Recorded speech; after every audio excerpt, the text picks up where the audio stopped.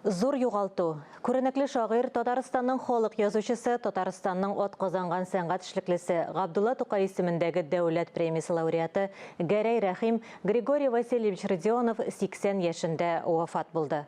Ол түрлі елларда Татарстан яшьләр газетсінде әдәби хезмәткәр, Татарстан китап нәшриятының балалар һәм яшьләр әдәбияты бүлегендә редактор, Татарстан язучылар берлегендә әдәби консультант, Казан утлары журналы редакциясендә проза бүлеге мөдире кебек вазифаларны башкара.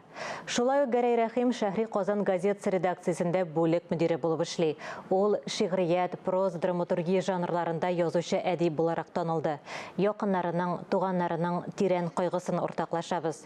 Мәрхүм белән хушлашу мәрәсиме тиздән сәгать 10-да Галиәскәр Камал исемендәге Татар дәүләт академия театры янында була. Яхшы кеше.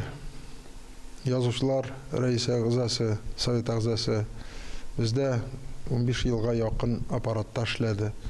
Менә Разил Валиев белән Туфан Миннуллин, Роберт Миннуллинлар белән бергәләп бөтенебез гел очрашып, татар телен кайгыртып, татар гореф-гадәтләрен сагынып искә алып, сөйләп. Мин аның ярдәмен бик нык тойдым үземнең менә эшемдә дәүләт һәм югары совет рәисе буларак заманында.